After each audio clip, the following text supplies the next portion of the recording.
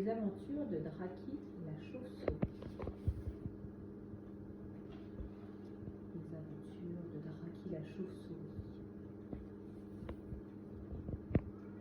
Il était une fois une chauve-souris qui s'appelait Draki. Elle avait perdu ses parents dans un grave accident de voiture. Draki vivait donc avec son frère Piki dans une grotte sombre et humide. Ce qui surprenait beaucoup, c'est que Draki et Piki ne se ressemblaient pas du tout.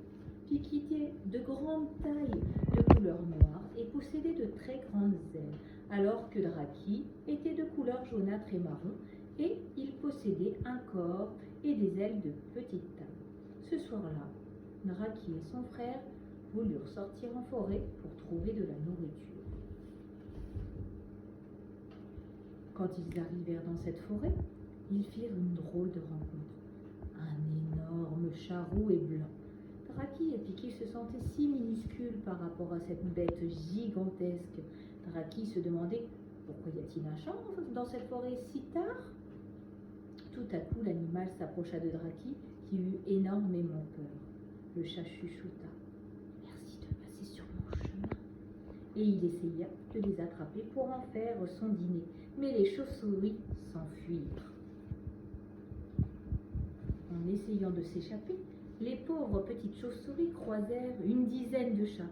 Malheureusement, elles étaient très fatiguées d'avoir tant volé pour fuir le chat roux et blanc. Très malines, elles décidèrent de voler plus haut pour se réfugier dans un petit trou d'arbre. De là, elles découvrirent que les chats grimpaient aux arbres et elles reprirent leur envol. Avec le peu d'énergie qui leur restait, elles arrivèrent à se cacher en haut d'un clocher. Mais les humains avaient installé un filet. Que de malchance! Elles se retrouvèrent coincées. Un pigeon très gentil et intelligent, passant par là, les aida à se défaire de ce maudit filet.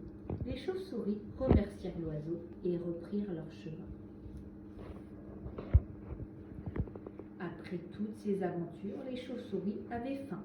Elles allèrent près des lampadaires de la ville pour trouver leur nourriture favorite, moustiques, mouches et toutes sortes d'insectes.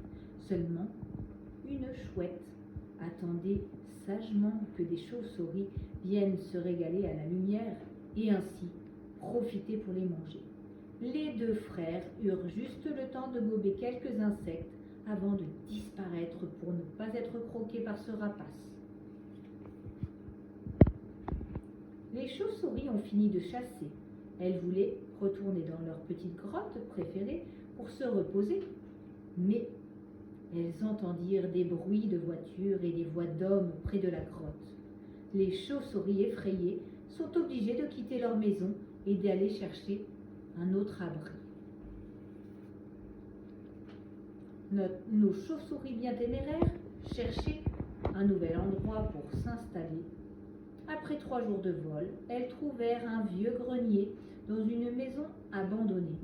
Elles s'y sentaient si bien qu'elles commencèrent à virevolter partout dans la pièce. Puis, fatiguées, elles se posèrent dans un coin et s'endormirent. Finalement, les chauves-souris vivèrent paisiblement avec leurs femmes et leurs enfants dans ce beau logement et en toute sécurité. En effet, le grenier se situait en zone barricadée par des grilles électriques et des murs en béton qu'elles pouvaient survoler tranquillement. Toute la famille était heureuse et pouvait chasser joyeusement.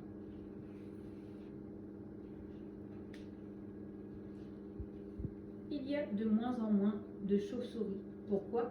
Les chauves-souris les causes sont nombreuses.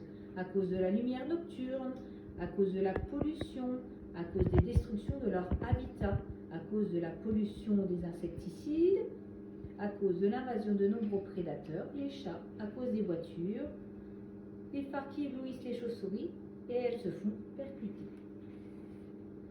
Que pouvons-nous faire pour sauver les chauves-souris ? On peut essayer de construire de nouveaux habitats pour les chauves-souris.